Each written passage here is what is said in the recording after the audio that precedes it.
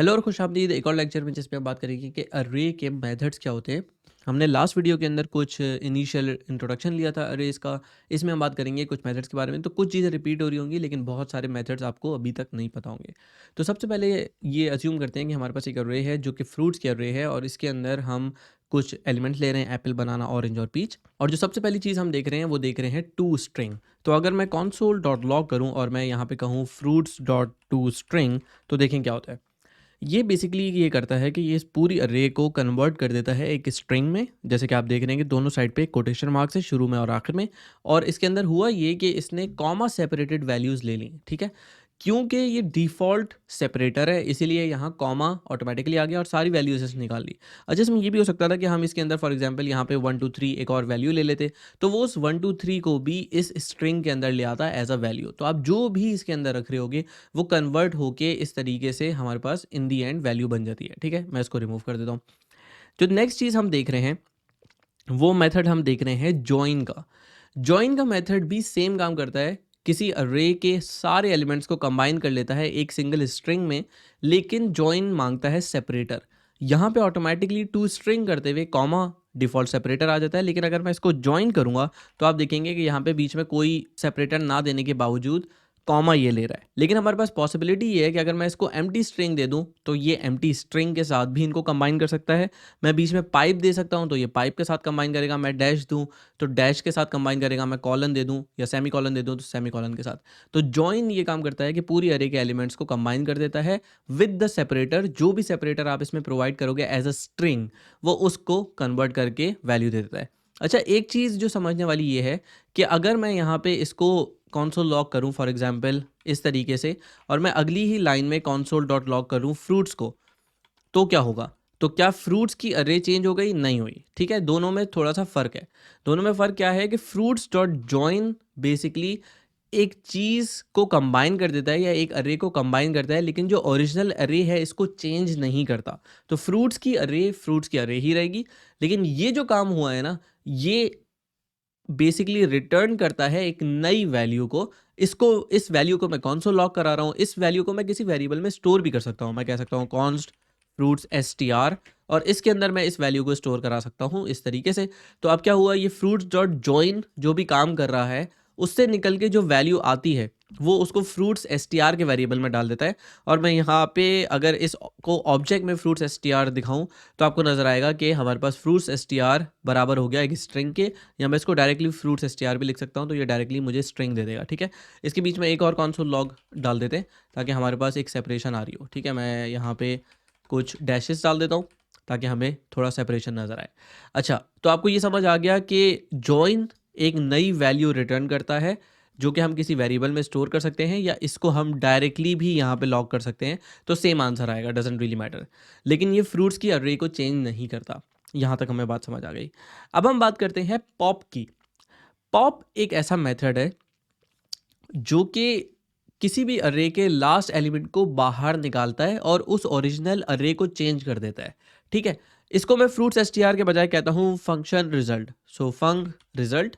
और इसको मैं यहाँ पे सेव करा रहा हूँ ताकि हमें ये पता चले कि जो भी फंक्शन हम इस्तेमाल कर रहे हैं किसी भी अरे का, वो असल में खुद क्या चीज़ रिटर्न करता है और फिर उससे फ्रूट्स के अरे पे कोई फ़र्क पड़ता है या नहीं पड़ता।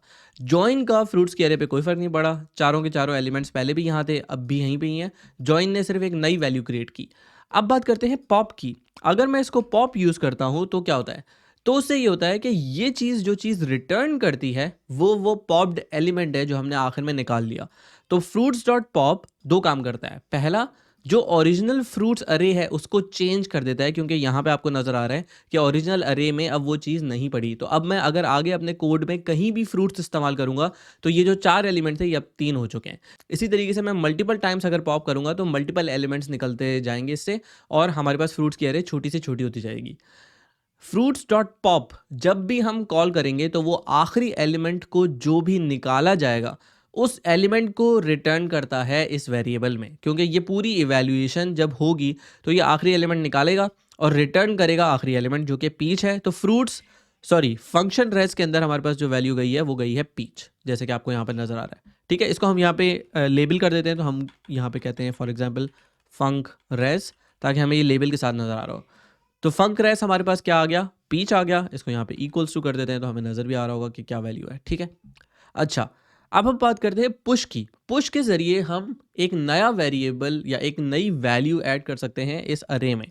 तो लेट्स से मैं यहाँ पे जाके करता हूँ पुश और मैं यहाँ पे दे देता हूँ ग्रेप्स, ठीक है।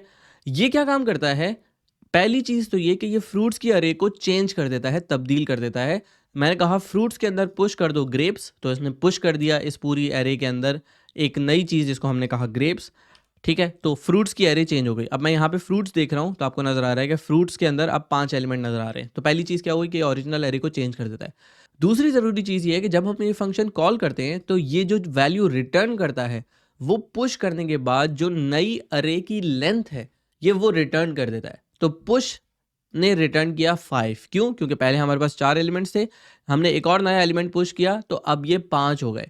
लेट्स सपोज कि यहाँ पे मेरे पास एक और वैल्यू होती 1 2 3 के नाम से, तो अब ये 6 रिटर्न करता, क्यों? क्योंकि पहले से 5 मौजूद थे और इसने उसके बाद ग्रेप्स ऐड किया तो अब ये वैल्यू 6 हो गई।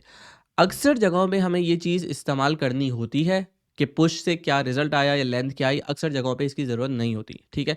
तो इट डजेंट मैटर, हम इसको हर दफ़ा इस्तेमाल नहीं कर रहे होते। अब हम बात करेंगे एक और फंक्शन की जिसको हम कहते हैं अनशिफ्ट। पुश आखिर में चीज़ों को ऐड करता है, अनशिफ्ट शुरू में चीज़ों को ऐड करता है। तो जहां हम ग्रेप्स को आखिर में अभी तक ऐड कर रहे थे, इस पुश को अगर मैं चेंज कर दूं अनशिफ्ट में तो आप देखेंगे कि स्टिल ये ग्रेप्स यहाँ पे ऐड हुआ लेकिन अब शुरू में ऐड हुआ है और जो फंक्शन का रिजल्ट है वो सेम है पुश की। पुश नई लेंथ बताता है अरे की और जो अनशिफ्ट है वो भी नई लेंथ बताता है अरे की। तो यहाँ तक हमें क्लियर हो गया। जैसे पॉप एक आखिरी एलिमेंट को बाहर निकालता है, इसी तरीके से अगर शुरू में से अगर हमें कोई एलिमेंट निकालना हो तो उसके लिए हम यूज़ करते हैं शिफ्ट। अच्छा, शिफ्ट कोई चीज़ अपने अंदर नहीं लेता, तो अगर मैं यहाँ पे जाके बोलूँ शिफ्ट तो ये फर्स्ट एलिमेंट को निकाल देगा, यानी कि यहाँ पे एलिमेंट जो बाहर निकला वो हुआ एप्पल और जो ओरिजिनल एरे है फ्रूट्स वो चेंज हो गई। हर दफ़ा मैं आपको ये बता रहा हूँ कि ओरिजिनल एरे चेंज हो रही है क्योंकि आगे कुछ ऐसी चीज़ आएंगी जिसमें ओरिजिनल एरे पे फ़र्क नहीं पड़ता। तो फ्रूट्स पे शिफ्ट करने से फ्रूट्स की ओरिजिनल एरे में से ये एलिमेंट बाहर चला गया, जो एलिमेंट बाहर जाता है वही ये फ्रूट्स डॉट शिफ्ट रिटर्न करता है। इसीलिए हमारे पास फंक रेस की जो वैल्यू है वो एप्पल है क्योंकि ये फर्स्ट एलिमेंट था। अगर फर्स्ट एलिमेंट हमारे पास 1 2 3 होता तो हमारे पास यहाँ पे वैल्यू क्या आती है 1 2 3, क्योंकि 1 2 3 को बाहर निकाला गया, अब जो बच गया वो यहाँ पे शो हो रहा है। अगर 1 2 3 नहीं होता तो फिर जो बच गया वो बनाना, ऑरेंज और पीच है। यहाँ तक आई होप आपको क्लियर होगा। तो हमने शिफ्ट की बात कर ली, अनशिफ्ट, पॉप और पुश की बात की।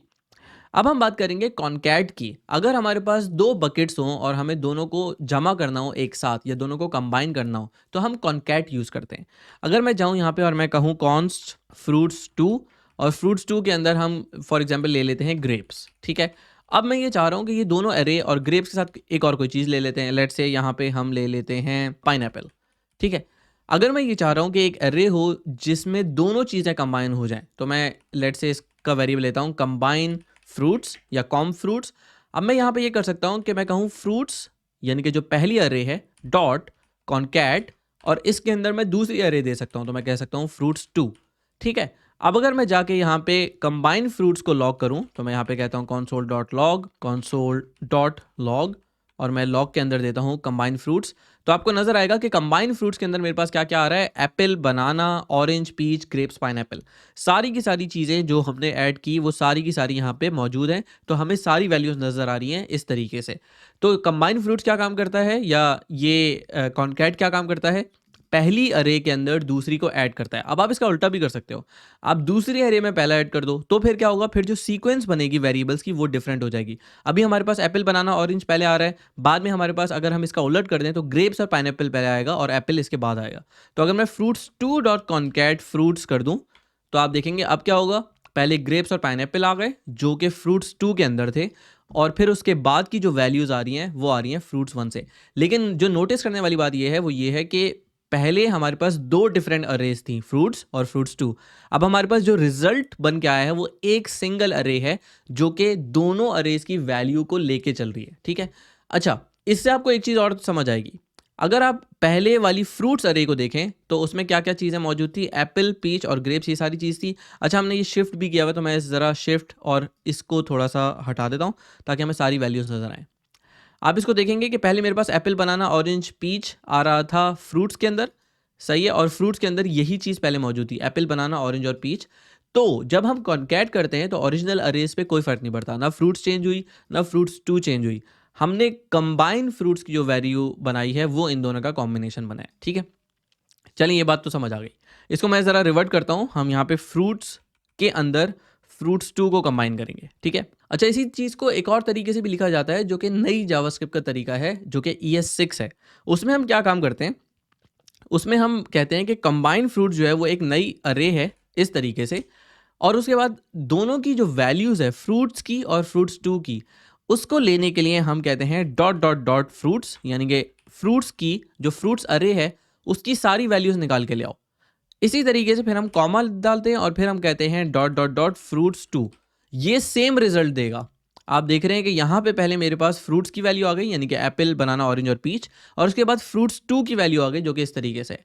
मैं ये भी कर सकता हूँ कि मैं दोनों दो दफ़ा फ्रूट्स टू लिख दूँ, तो क्या होगा, ये पहले जाएगा दोनों की वैल्यूज़ लेकर आएगा, फिर दोबारा जाएगा दोनों की वैल्यूज़ लेकर आएगा, तो मेरे पास ग्रेप्स पाइनएप्पल हो जाएगा। तो अगर मैं यहाँ पे फ्रूट्स टू कर देता हूँ तो आप देखें यहाँ पे मेरे पास ग्रेप्स पाइनएप्पल हो गया। आप इसको मल्टीपल टाइम कर सकते हो, आप तीसरी दफ़ा भी कर दो, तो यहाँ पे आपने किया फ्रूट्स टू, तो अब आपके पास 3 दफ़ा ही आ गया। आपने लास्ट में फ्रूट्स टू के बजाय फ्रूट्स ले लिया, तो आखिर में ये फ्रूट्स की वैल्यू ले आया। तो इस तरीके से भी हम डिफरेंट अरेज को कंबाइन कर सकते हैं। अगर हम ये डॉट डॉट डॉट ना लगाएं तो बजाय इसके कि ये इस फ्रूट्स की वैल्यू को लेकर आए, ये पूरी अरे को फर्स्ट एलिमेंट बना देता है। अब आप इसको गौर से देखें, यहाँ पे लिखा हुआ है पूरी एक अरे है कंबाइन फ्रूट्स, जिसका पहला जो एलिमेंट है 0 पे, वो पूरी अरे है फ्रूट्स टू की, नॉट एलिमेंट्स ऑफ द अरे, यानी कि ग्रेप्स और पाइनएप्पल को इसने ब्रेक नहीं किया, बल्कि इसने पूरी अरे उठा के डाल दी यहाँ पे। उसके बाद फिर इसने कहा ये वाले जो फ्रूट्स टू हैं ये ग्रेप्स और पाइनएप्पल हैं, दो अलग अलग वैल्यूज़, और फिर ये जो फ्रूट्स है ये 4 अलग अलग वैल्यूज़ है। ठीक है, तो हमें ये नहीं करना कि हमें यहाँ पे अरे लेनी है, बल्कि हमें अरे की वैल्यूज़ चाहिए एक्सट्रैक्ट हुई हुई, और दोनों को अलग अलग एलिमेंट्स लेना है। ये पूरी चीज़ 0 इंडेक्स पे पड़ी है। अगर मैं यहाँ पे जाके कंबाइन फ्रूट्स के बजाय यहाँ पे कंबाइन फ्रूट 0 करूँ तो आपको ये बताएगा ये पूरी अरे है, ये सिंगल एलिमेंट नहीं है। लेकिन अगर मैं जाके यहाँ पे फ्रूट्स 1 करूँ तो अब ये सिंगल ग्रेप आ रहा है, ये सिंगल पाइनएप्पल आ रहा है, जो जो चीज़ें वहाँ पे पड़ी हुई थी। ठीक है, तो हमें यहाँ पे असल में जो काम करना है वो ये करना है कि यहाँ पे डॉट डॉट डॉट लेना है, ताकि हम फ्रूट्स 2 के एलिमेंट लें, ग्रेप्स और पाइनएप्पल, ना कि एक सिंगल अरे। ठीक है, तो यहाँ तक आई होप बात समझ आ गई होगी। अब हम एक और चीज़ करेंगे जो कि कहलाती है फ्लैटनिंग द अरे, कि अगर आप किसी अरे को फ्लैट करना चाहो तो किस तरीके से होगी। लेट सपोज मेरे पास एक सिचुएशन है जिसमें मेरे पास बहुत ही डिफरेंट किस्म की एरे है। लेट से हम लेते हैं कॉर्न्स फ्रूट्स, ठीक है, और इसमें कंबाइन फ्रूट्स को मैं हटा रहा हूँ फिल वक्त। हमारे पास एक अरे है सिंगल, और उसके अंदर मल्टीपल अरेज मौजूद हैं। पहला जो एलिमेंट है वो भी एक अरे है, दूसरा एलिमेंट भी एक अरे है। अब ये क्या कहला रहा है, ये एक सिंगल अरे ऑफ अरेज है कि 0 इंडेक्स पे एक खाली अरे पड़ी हुई है, 1 इंडेक्स पे भी एक खाली अरे पड़ी हुई है। लेट से हमारे पास यहाँ पे वैल्यू होती A और B, ठीक है, तो इसका मतलब ये हुआ कि मेरे पास जो 0 इंडेक्स पे एलिमेंट पड़ा हुआ है वो ये पूरा एलिमेंट है। इसी तरह यहाँ पे मेरे पास एक अरे है जिसमें वैल्यू है C और D। अब मेरे पास अगर मैं इसको थोड़ा सा ब्रेक डाउन करूँ तो हमारे पास है क्या, एक सिंगल अरे जिसके अंदर 2 एलिमेंट्स हैं, ये वाला एलिमेंट और ये वाला एलिमेंट। ये पूरा एलिमेंट एक अरे है, ये पूरा एलिमेंट एक अरे है, ये कहलाती हैं 2 डायमेंशनल अरेज। ठीक है, अच्छा जो फर्स्ट एलिमेंट है फ्रूट्स अरे का, उसको अगर हम कंसोल लॉक करना चाहें तो हम 0 कर सकते हैं। तो आप देखेंगे कि ये पूरी की पूरी अरे एज अ फर्स्ट एलिमेंट यहाँ पे इस बाहर वाली अरे के अंदर पड़ा हुआ है। अब अगर मुझे इसका भी ए एलिमेंट चाहिए तो मुझे मजीद जाके करना पड़ेगा 0, तो मुझे एग्जैक्टली ए मिल जाएगा। अब मैं इसको इस तरीके से कह रहा हूँ कि फ्रूट्स अरे का फर्स्ट इंडेक्स वाला एलिमेंट लाओ और उस अरे का भी फर्स्ट इंडेक्स वाला एलिमेंट लाओ, तो ये मुझे वो वैल्यू दे रहा है जो कि ए है। अगर मैं बी को लेना चाह रहा हूँ तो मैं इसको 1 कर दूंगा, तो अब ये मुझे ये वाला ला के देगा। अगर मैं इसको चेंज करके 1 कर दूं तो इसका मतलब होगा मैं कहूँगा फ्रूट्स का 1 इंडेक्स वाला एलिमेंट लेकर आओ और उसके अंदर भी जो फर्स्ट इंडेक्स पे है, not first index but 1 index पे चीज़ है उसको लेकर आओ, क्योंकि C 0 पे है और D 1 पे है अंदर वाली अरे के। तो मैं अगर इसको 1 1 कर दूं तो अब ये मुझे D ला के देगा, जैसे कि आपको नजर आ रहा है। तो फ्रूट्स का 1 इंडेक्स जिस पे ये पूरा एलिमेंट पड़ा हुआ है और इस अरे का 1 इंडेक्स जो कि ये चीज़ है। तो इस तरीके से हम नेविगेट कर सकते हैं। बहरहाल अगर मुझे ये काम करना है कि मुझे इस पूरी अरे को फ्लैट कर देना है, जिसका मतलब है कि अंदर की अरे में से मैं चीज़ें बाहर निकाल के ले आऊँ और ये एक सिंगल अरे बन जाए जिसमें सारी सिर्फ वैल्यूज़ हों। अंदर कोई भी नेस्टेड अरे ना हो, तो उसके लिए मैं कर सकता हूं फ्रूट्स डॉट फ्लैट। इससे क्या काम होगा, इससे आप देखें कि वो पूरी अरे जिसके अंदर अरेज थी अब एक सिंगल अरे बन गई है और सारी वैल्यूज बाहर आ गई हैं और सारी वैल्यूज अब एज अ स्ट्रिंग हमें नजर आ रही हैं। तो फ्लैट ये काम करता है, ठीक है, और ये फ्लैट रिटर्न करता है इस वैल्यू को। अब इसमें एक जो चीज़ समझने वाली है वो ये है कि अगर मैं इन दोनों को अनकॉमेंट कर दूं तो मैं इस फ्रूट को कर देता हूं फ्लैट, तो आप देख रहे हैं कि इस केस के अंदर फंक्शन रेज क्या काम कर रहा है, फ्रूट्स डॉट फ्लैट की जो वैल्यू निकल के आई है वो है एक फ्लैटेंड अरे, यानी कि एक फ्लैट अरे जिसमें इन सब की वैल्यूज बाहर आ चुकी हैं अपनी नेस्टेड अरे से, तो ये एक फ्लैट अरे बन गई। लेकिन क्या ओरिजिनल फ्रूट्स अरे पे कोई फर्क पड़ा? नहीं, क्योंकि अगर मैं इसको बाद में लॉक कर रहा हूं तो ये अभी भी एक अरे है जिसके अंदर डिफरेंट अरेज पड़ी हुई हैं। ठीक है, तो आई होप आपको ये फ्लैट वाली चीज़ समझ आ गई होगी। तो अगर मुझे ये फ्लैटेंड अरे इस्तेमाल करनी है कहीं पे भी, तो मुझे अब ये फंक रेस वाला वेरिएबल इस्तेमाल करना पड़ेगा, या इसको मैं किसी और वेरिएबल में स्टोर करूं और उसको इस्तेमाल करूं। फ्रूट्स चेंज नहीं हुआ, इससे निकल के जो रिजल्ट आ रहा है उसको मैं कह सकता हूं कि भाई कॉन्स्ट फ्लैटेंड फ्रूट्स, ठीक है, और इसको मैं कह सकता हूं फ्रूट्स डॉट फ्लैट। अब मैं इस फ्लैटेंड फ्रूट्स को कहीं पे भी जाके इस्तेमाल कर सकता हूं तो मेरे काम आएगा। तो मैं कह सकता हूं यहाँ पे console dot log flattened fruits, तो अब आप देख रहे हैं ये फ्लैटेंड पूरी अरे आ गई मेरे पास। ठीक है, तो ये चीज़ थी जो मैं समझाना चाह रहा था। तो आई होप ये काफ़ी हद तक क्लियर हो गई होगी। अब हम बात करते हैं एक नई चीज़ की जो कि कहलाती है स्प्लाइस। स्प्लाइस क्या काम करता है? स्प्लाइस ये करता है कि पहले हम थोड़े से इसके वेरिएबल चेंज करते हैं। लेट से मैंने कहा एप्पल और मैंने यहाँ ले लिया बनाना, ठीक है। तो स्प्लाइस ये काम करता है कि किसी भी अरे के अंदर अगर आपको कोई वैल्यू ऐड करनी हो किसी भी इंडेक्स पे, या कोई वैल्यू रिमूव करनी हो किसी भी इंडेक्स से, तो हम स्प्लाइस इस्तेमाल करते हैं। पॉप क्या करता है? आखिर में से रिमूव करता है। शिफ्ट क्या करता है? शुरू में से रिमूव करता है। अनशिफ्ट क्या करता है? शुरू में ऐड करता है। और पुश क्या करता है? आखिर में ऐड करता है। लेकिन स्प्लाइस एक ऐसी चीज़ है जिसे आप कहीं पे भी ऐड कर सकते हो, कहीं पे भी रिमूव कर सकते हो। फॉर एग्जाम्पल मेरे पास यहाँ पे मैं चाह रहा हूँ कि फ्रूट्स के अंदर मैं ऐड करूँ एक नया ऑरेंज नाम का फ्रूट, लेकिन मैं उसको एप्पल के बाद करूँ। तो मैं ना शुरू में ऐड कर रहा हूँ ना मैं आखिर में ऐड कर रहा हूँ, मैं एप्पल के बाद कर रहा हूँ। तो मुझे पता है एप्पल 0 इंडेक्स पे है और मुझे जहां ऐड करना है वो 1 इंडेक्स है, क्योंकि बनाना अभी 1 पे पड़ा हुआ है। तो मैं ये चाह रहा हूँ ये बनाना आगे हो जाए, यानी कि ये 1 से 2 पे चला जाए और 1 पे मेरे पास ऑरेंज आ जाए। तो उसके लिए मैं ये काम कर सकता हूँ कि मैं यहाँ पे लिखूँ स्प्लाइस, ठीक है, और मैं इंडेक्स बताऊंगा कहाँ पे, 1। उसके बाद सेकंड जो पैरामीटर होता है वो ये बताता है कि क्या आपको कुछ रिमूव करना है वहां से, तो मैं कहूँगा नहीं, 0, कोई चीज़ रिमूव नहीं करनी। और फिर आखिर में मैं बताऊंगा कि क्या चीज़ ऐड करनी है, तो मैं यहाँ पे स्ट्रिंग के अंदर दे सकता हूँ ऑरेंज। ये काम करेगा कि इस एप्पल के बाद ऑरेंज ले आएगा 1 इंडेक्स पे, जैसे मैंने आपको बताया कि 0 पे एप्पल था, 1 पे बनाना था। अब मैंने कहा कि नहीं नहीं नहीं, मुझे ये काम करना है कि मुझे 1 पे ऑरेंज चाहिए। तो आप 1 पे जाइए, कोई भी चीज़ रिमूव नहीं करनी, और आखिर में जो ऐड करना है, सॉरी आखिर में नहीं, 1 पे जो ऐड करना है वो है ऑरेंज। अच्छा, मैं ऑरेंज के अलावा और बहुत सारे दे सकता हूँ, तो मैं कॉमा सेपरेटेड अब यहाँ पे जो भी दूंगा ना वो जाके ऐड हो जाएगा। तो मैं यहाँ पे कह सकता हूँ ग्रेप्स, यहाँ पे नहीं बल्कि यहाँ पे मैं यहाँ पे कहता हूँ ग्रेप्स, तो आप देखेंगे कि एप्पल, ऑरेंज, ग्रेप्स भी आ गया और फिर बनाना आ गया।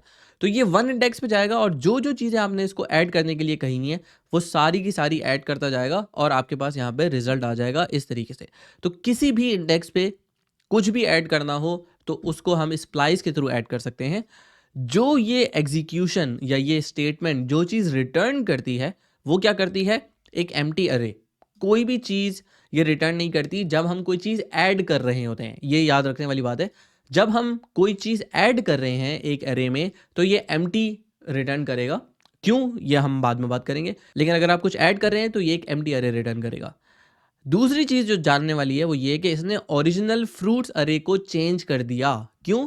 क्योंकि आप देख रहे हैं मैं बाद में फ्रूट्स लॉक कर रहा हूँ और फ्रूट्स के अंदर नई वैल्यू पड़ी हुई है, तो इसने इस फ्रूट्स के अंदर जाके कुछ चीज़ ऐड कर दी, मुझे अलग से कुछ ऐड नहीं करना पड़ा। ठीक है, तो फ्रूट्स डॉट स्प्लाइस से आप कोई वैल्यूज़ ऐड कर सकते हैं और ये ओरिजिनल अरे को चेंज करता है। ये चीज़ समझ आ गई। अब लेट्स से कि हमें कुछ ऐड नहीं करना बल्कि हमें रिमूव करना है, और हमें रिमूव करना है लेट्स से बनाना को। लेट्स से हमारे पास यहाँ पे ग्रेप्स भी होता और ऑरेंजेस भी होता, तो हमारे पास लेट्स से ग्रेप्स है और ऑरेंज।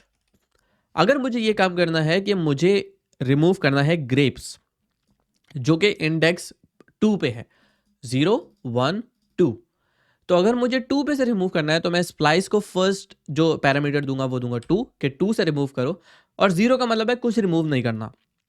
अगर मैं इस यहाँ पे जाके बोलूँ कि 1, तो इसका मतलब होगा ये जाएगा 0 1 2 यानी कि 2 इंडेक्स पे इसकी वजह से, और एक एलिमेंट रिमूव कर देगा। तो अब आप देख रहे हैं यहाँ पे एप्पल, बनाना और ऑरेंज रह गया, ग्रेप्स चला गया। क्यों चला गया? क्योंकि ये गया इंडेक्स 2 पे 0 1 2। इसने यहाँ पे देखा कितने एलिमेंट्स रिमूव करने हैं, हमने कहा एक एलिमेंट रिमूव करना है, तो इसने ग्रेप्स को रिमूव कर दिया। अगर मैं इस एक के बजाय 2 कर दूँ तो ये क्या करेगा? ये एप्पल और बनाना को छोड़ देगा, ग्रेप्स पे जाके ये दोनों रिमूव कर देगा। इसी तरीके से अगर मैं इंडेक्स 1 कह दूँ तो ये एप्पल के बाद बनाना पे जाएगा, क्योंकि इंडेक्स 1 है, बनाना को रिमूव कर देगा, और 2 एलिमेंट्स कहे हैं तो ग्रेप्स को भी रिमूव कर देगा। तो हमारे पास क्या बचा? एप्पल और ऑरेंज। इस तरीके से आप किसी भी इंडेक्स पे जाके कितने भी एलिमेंट्स रिमूव कर सकते हो। लेकिन यहाँ पे इंटरेस्टिंग बात ये है कि जब हम कोई चीज़ रिमूव कर रहे होते हैं तो ये स्टेटमेंट जो चीज़ रिटर्न करती है वो एम्प्टी अरे नहीं होती, बल्कि एक अरे होती है जिसके अंदर वो सारे एलिमेंट्स होते हैं जो हमने रिमूव किए। तो एप्पल, बनाना, ग्रेप्स, ऑरेंज में से हमने अगर रिमूव कर दिया है बनाना और ग्रेप्स, तो आप देख रहे हैं कि इस फंक रेस के जो वेरिएबल है इसके अंदर बनाना और ग्रेप्स आ गया। जो जो हमने रिमूव किया वो इस स्टेटमेंट से रिटर्न होता है एक एरे के अंदर। और क्योंकि हम फ्रूट्स की एरे को स्प्लाइस कर रहे हैं तो ये ओरिजिनल एरे को चेंज करता है, उसमें से ये दोनों एलिमेंट्स रिमूव कर देता है। अब जो बचा वो क्या है? एप्पल और ऑरेंज, जो कि यहाँ पे आ रहा है इस फ्रूट्स के लॉग में। तो ये चीज़ समझ आ गई होगी कि हमने जो चीज़ स्प्लाइस की वो स्प्लाइस की हुई चीज़ इस फंक्शन के वेरिएबल में आ गई, लेकिन जो अरे इटसेल्फ है उसमें से वो चीज़ें जा चुकी हैं क्योंकि हमने रिमूव कर दी। तो अब आखिर में आप जहाँ पे भी अब इस फ्रूट्स को इस्तेमाल करोगे, जितनी भी दफ़ा इस्तेमाल करोगे, वहाँ पे हमें नई अरे मिलेगी, या नई अरे तो नहीं, जो जो जो चीज़ें रिमूव हो चुकी हैं उसके बजाय जो जो वैल्यूज़ पड़ी हुई हैं बस वो मिल जाएंगी हमें। ठीक है, तो आपको स्प्लाइस का थोड़ा सा आइडिया हो गया होगा। अब हम बात करेंगे एक और फंक्शन की जो मिलता जुलता है, लेकिन वो कहलाता है स्लाइस। स्लाइस के अंदर आप एलिमेंट्स को ऐड नहीं कर सकते, बल्कि आप एक छोटी अरे क्रिएट करते हो किसी भी बड़ी अरे के। फॉर एग्जाम्पल, मैं ये चाहता हूँ कि मैं एक नई अरे क्रिएट करूँ जिसके अंदर सिर्फ ग्रेप्स और ऑरेंज आ रहे हो, एप्पल और बनाना ना हो। तो या फिर मैं ये कह रहा हूँ सीधे अल्फाज में कि मुझे एक ऐसी अरे दे दो जिसमें आखिरी के 2 एलिमेंट पड़े हुए हों। तो उसके लिए हम ये काम कर सकते हैं कि हम फ्रूट्स डॉट स्लाइस इस्तेमाल करेंगे। ठीक है, और स्लाइस के अंदर हम कोई भी इंडेक्स दे सकते हैं। अगर मैं यहाँ पे दे दूं -2 तो क्या होगा? तो आप देख रहे हो कि इस पर्टिकुलर केस के अंदर इसने जो वैल्यू आखिर में हमें दी है वो है ग्रेप्स और ऑरेंज। अब यहाँ पे थोड़ी सी कंफ्यूजन आना स्टार्ट हो जाएगी, इस पर हम बात करते हैं। ये जो पहला एलिमेंट लेता है वो लेता है स्टार्ट, कहाँ से स्टार्ट करना है, और दूसरा लेता है कहाँ पे ख़त्म करना है। अगर मैं कहूँ 0 और मैं कहूँ 1, तो इसका मतलब है ये 0 इंडेक्स पे जाएगा, ठीक है, और 0 से लेकर 1 तक, और 1 को एक्सक्लूड कर देता है, ये एक्सक्लूसिव है। 0 से 1 का मतलब है कि मैं यहाँ पे 0 दे रहा हूँ और ये 1 तक जाएगा, और जो जो इसमें आ गया वो ये रख लेगा। अगर मैं 0 से 3 दे देता हूँ तो ये क्या करेगा? ये 0 पे जाएगा, 1, फिर 2, फिर 3, और 3 को नहीं रख रहा, तो फिर क्या क्या बचा? एप्पल, बनाना और ग्रेप्स। तो यहाँ पे आपको नजर आ रहा है एप्पल, बनाना और ग्रेप्स। स्लाइस की जो स्टेटमेंट है, ये जो वैल्यू रिटर्न करती है वो स्लाइस्ड अरे होती है। यानी कि आपने कहा कि मुझे एक नई छोटी अरे चाहिए जिसमें यही एलिमेंट हो, तो ये स्टेटमेंट वही अरे रिटर्न करेगी जो आपको चाहिए, नॉट द ओरिजिनल वन। ये आपको स्लाइस वाली अरे रिटर्न कर देती है इस वेरिएबल में। तो हम इसको बाद में इस्तेमाल कर सकते हैं। ठीक है, तो हमने 0 से 3 कहा। अच्छा, अगर हम ये सेकंड पैरामीटर नहीं दें तो ये आखिर तक स्लाइस कर देता है, जिसका मतलब है कि ये सारी की सारी वैल्यूज लेकर आएगा। मैं ये भी कह सकता हूँ कि भाई 2, तो ये क्या करेगा? 0 1 2 पे जाएगा और फिर आखिर तक चला जाएगा। 2 के बजाय अगर हम 1 कहें तो ये 1 से स्टार्ट लेगा और आखिर तक चला जाएगा। तो आप देख रहे हैं बनाना, ग्रेप्स और ऑरेंज आ गया। तो अगर हम दोनों वैल्यूज़ नहीं दे रहे तो हम सिर्फ स्टार्ट वैल्यू दे सकते हैं और ये आखिर तक खुद ही स्लाइस कर लेता है। जो दूसरी चीज़ मैं आपको करके दिखा रहा था वो थी नेगेटिव। अगर मुझे आखिरी एलिमेंट चाहिए तो मैं यहाँ पे सिंपली कहूँगा -1, तो ये मुझे लास्ट एलिमेंट ला के दे देगा ऑरेंज। ठीक है, अगर मैं यहाँ पे कहूँ -2 तो ये ग्रेप्स और ऑरेंज ला के देगा। अगर मैं कहूँ -3 तो ये बनाना भी ले आएगा साथ में। तो आप नेगेटिव इंडेक्स भी इस्तेमाल कर सकते हो और पॉजिटिव भी कर सकते हो। अच्छा, ये चीज़ जानने वाली जो है वो ये है कि -3 स्टिल यहाँ पे स्टार्ट वैल्यू है। स्टार्ट वैल्यू का मतलब मैं कह रहा हूँ कि -3 से शुरू करो, तो ये -3 पे जाएगा और यहाँ से ये लेगा ऑरेंज, यानी कि ये पहले देख रहा है -1 -2 और फिर -3। -3 से शुरू तो करना है, ख़त्म कहाँ पे करना है? हमने सेकंड पैरामीटर नहीं दिया, तो ये पूरा जाएगा यहाँ तक। लेकिन अगर मैं इसको कोई और इंडेक्स दे दूँ, मैं कहूँ -3 से शुरू करो लेकिन इंडेक्स 3 तक जाओ, तो अगर मैं दूसरा एलिमेंट इसको 3 दूंगा तो क्या होगा? तो ये होगा कि ये जाएगा -3 पे, बनाना से स्टार्ट करेगा और फिर इंडेक्स 3 तक जाएगा। तो ये जाएगा 0 1 2 3 और 3 को इंक्लूड नहीं करेगा तो ग्रेप्स पे रुक जाएगा। तो इसीलिए हमारे पास बनाना भी आ गया और ग्रेप्स भी आ गया। ये थोड़ी प्रैक्टिस के साथ समझ आना स्टार्ट हो जाती हैं चीज़ें, लेकिन एसेंशियली अगर आपको सिर्फ आखिरी के 3 चाहिए तो आप इसको इस तरीके से कर सकते हैं, लेकिन आप कह रहे हो आखिरी के 3 से इस पर्टिकुलर इंडेक्स तक फॉर सम रीज़न, तो आप ये काम भी कर सकते हैं, ठीक है। अच्छा, इसमें जो ज़रूरी चीज़ है वो ये है कि ये स्लाइस वाली चीज़ फ्रूट्स पे इफेक्ट नहीं करती, यानी कि ओरिजिनल अरे को चेंज नहीं करती। आप स्लाइस -3 से लो, -2 से लो, -1 से लो, इट डजंट मैटर। ये जो वैल्यू रिटर्न करेगी स्टेटमेंट, ये एक नई अरे रिटर्न करेगी जो इस वेरिएबल में जाएगी, और अब आपने ये वाली वैल्यू इस्तेमाल करनी है आगे। क्यों? क्योंकि फ्रूट्स की अरे पे कोई फर्क नहीं पड़ा। एप्पल, बनाना, ऑरेंज, ग्रेप्स वैसे के वैसे ही हैं। जो आपने स्लाइस क्रिएट की है ना, वो स्लाइस सिर्फ यहीं पे रहेगी, और अगर आप किसी वेरिएबल में असाइन कर रहे हो तो वहां पे चली आएगी, लेकिन ये ओरिजिनल अरे को चेंज नहीं करती। स्प्लाइस ओरिजिनल अरे को चेंज करता है, स्लाइस ओरिजिनल अरे को चेंज नहीं करता। तो आई होप आपको ये सारी चीज़ें पता चल गई होंगी। एक चीज़ जो हम पहले भी डिस्कस कर चुके हैं, लेकिन उसको मैं रिवाइज कर रहा हूँ, कि अगर आप डॉट लेंथ इस्तेमाल करते हैं किसी भी जगह पे, तो वो किसी भी अरे की जो लेंथ है वो बता देती है। और एक और इंटरेस्टिंग चीज़ ये है कि अगर हम किसी भी अरे का आउटपुट लेना चाहते हैं किसी पॉइंट पे, तो वो उसको टू स्ट्रिंग ऑटोमेटिकली कन्वर्ट कर देता है, और उसकी वैल्यू हमें आमतौर पे नजर आना स्टार्ट हो जाती है। ऑलराइट, तो आई थिंक कि इस वीडियो के अंदर आपको अरे के अच्छे खासे मेथड्स का पता चल गया होगा। इसको आप अपनी बहुत सारी एग्जांपल्स में यूज़ कर सकते हैं, लेकिन इसकी प्रैक्टिस करने से आपको ज़्यादा से ज़्यादा इसकी समझ भी आएगी और इसको यूज़ करना भी आ जाएगा। तो इस वीडियो को यहीं तक रखते हैं। इस वीडियो को देखने का बहुत शुक्रिया। अगर आपने ये वीडियो आखिर तक देख लिया है तो इस पे कमेंट कीजिए कि मैं ये वीडियो आखिर तक देख चुका या देख चुकी। ये कोर्स बिल्कुल मुफ्त है, तो आपके कमेंट से इस वीडियो को आगे तक पहुंचने में बहुत ज़्यादा हेल्प होगी। तो इस वीडियो को यहीं पर ख़त्म करते हैं। आप यहाँ पे देख सकते हैं अगली वीडियो। तो मैं आपसे मिलता हूँ अगली वीडियो में।